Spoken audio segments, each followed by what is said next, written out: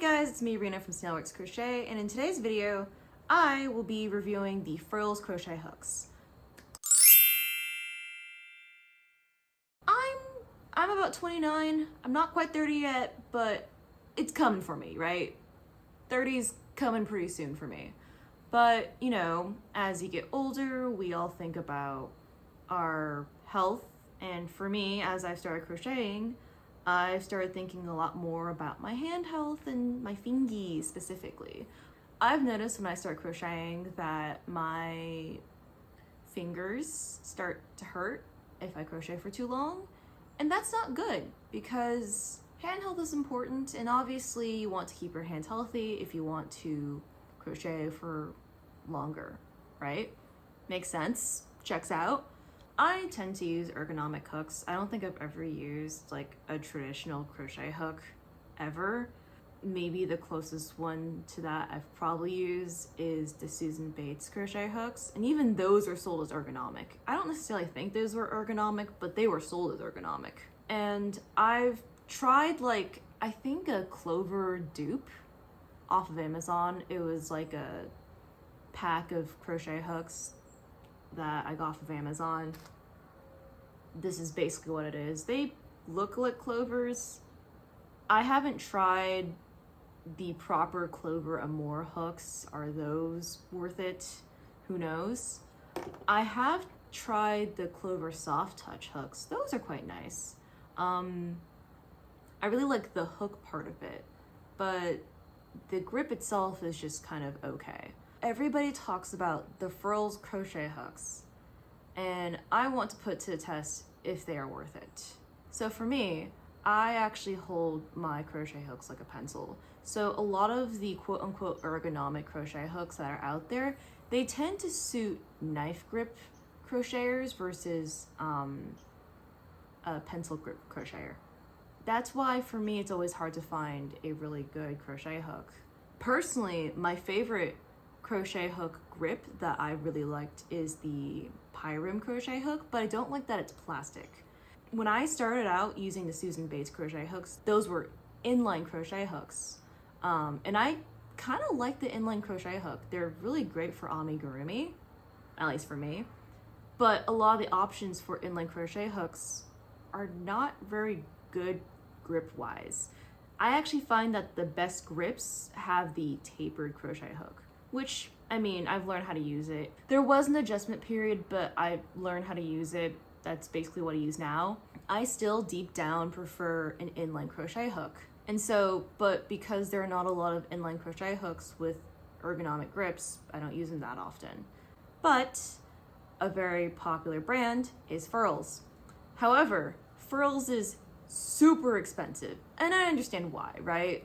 They're not using plastic for one, and they're meant to be sturdy, but is it $26 a hook good? You know, that's the real kicker.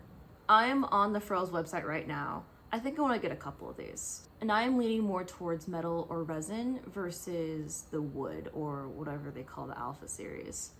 As I think about what I like and what I'm looking for, I think metal is the best choice. I crochet very tight, and supposedly it's good for those who crochet tight. Probably because the metal just like slips in and out of the stitches.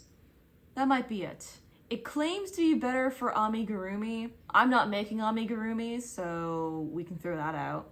For the sake of evaluating this fairly, I feel like I need to get multiple sizes, which is gonna be really expensive. I want to see if I can get one all 12 sizes because I'm crazy and want to spend $5 million of money. I am going to get one in a 4, a 5, a 5.5, a 6, and a 6.5. Those are my most used hooks. And that total brings it up to $130.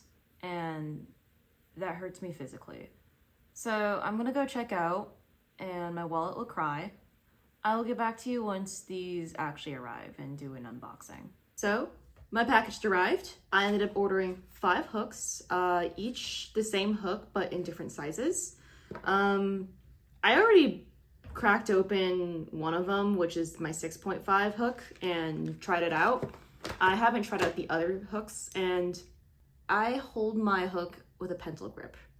So crocheting like this, especially with the bigger hooks, it was really weird.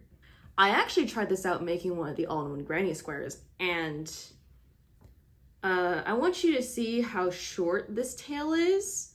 For context, they are supposed to give you like 2 feet of excess yarn with this motif, so that way you can weave in your ends and, you know, connect other squares together.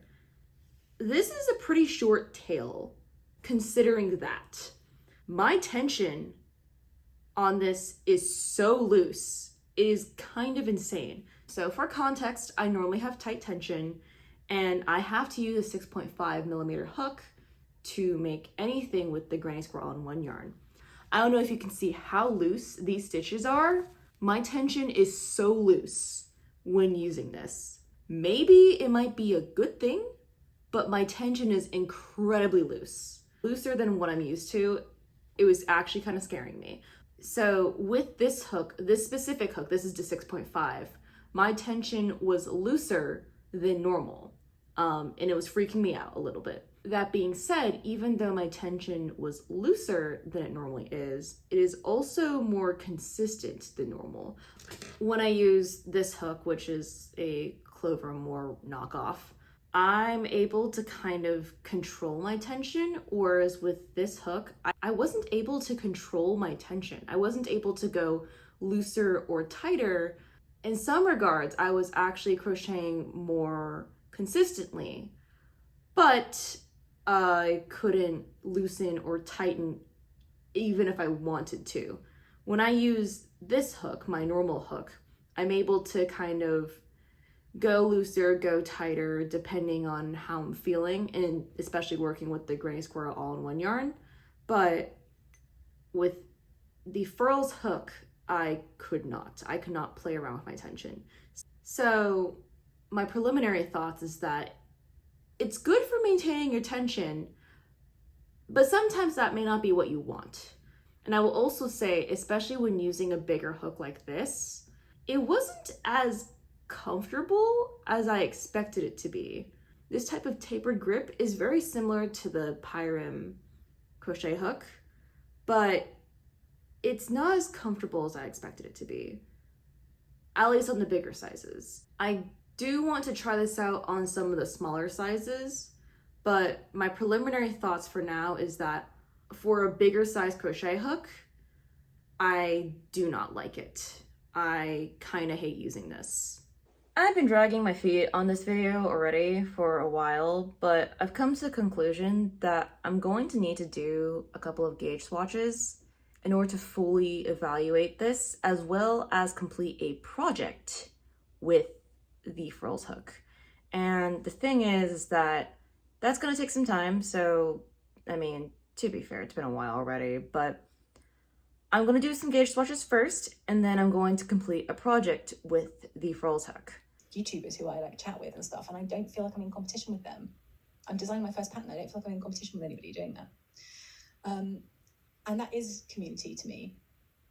That I made from a local yarn shop that I actually haven't featured here on this channel. Yet another one in Nashville. Instead of swatches, I decided to make soap sacks instead with both my Furls crochet hook and my standard Clover soft touch crochet hook. So let me show you what they look like. This is the soap sack using a 6mm Clover soft touch crochet hook. And this is a soap sack using my Furls crochet hook also at 6mm. Up close, they don't look that much different from each other. I used the same yarn, which is like this big twist cotton. If you look up close, you can kind of see, you know, my stitches are a lot tighter here versus the Furls crochet one. I also made one using a 6mm Susan Bates hook as well. So you can see my Clover soft touch soap sack is a little tighter than my Susan Bates hook, but not as loose, but the Susan Bates hook is not as loose as the Furls Crochet hook. I'm realizing with the variegated yarn, you can't really see the difference in the stitches very well, but just trust me on this, okay? In a different video, I actually used the 4mm Furls Crochet hook to make this dice bag, which is tapestry crochet. It uses double crochet tapestry, but it's still tapestry crochet. And this is using a worsted cotton yarn with a 4mm crochet hook. I'm also in progress of working on a cardigan here. And this, it's like a ribbed mock knit almost cardigan.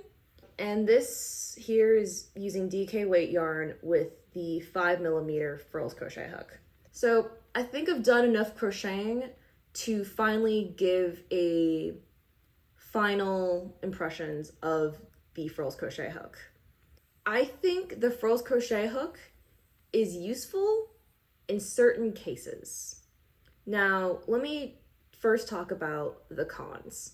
The cons is that my tension with the Furls Crochet hook is not consistent with my tension using any other crochet hook. And that kind of makes it inconvenient for working on projects, because sometimes I will kind of switch around hooks from time to time, and I can't really do that with these Furls Crochet hooks. So what normally works for me at a 5mm crochet hook, I probably have to use a 4mm Furls Crochet hook to do the same thing.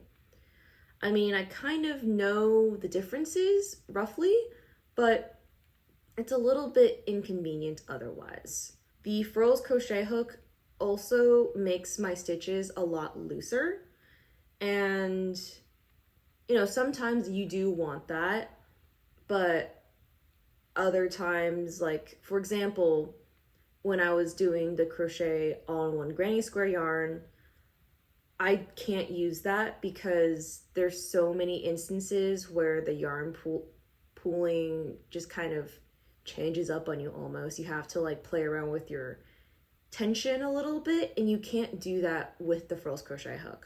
Also, I would say the bigger crochet hooks are a lot heavier, and they're actually more of a strain on my hand than if I were to just use my regular crochet hook.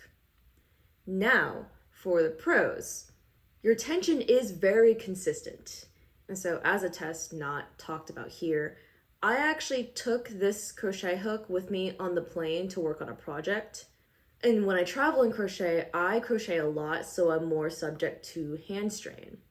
I have noticed that my hand does not hurt nearly as much using the Furls Crochet hook. So there is that.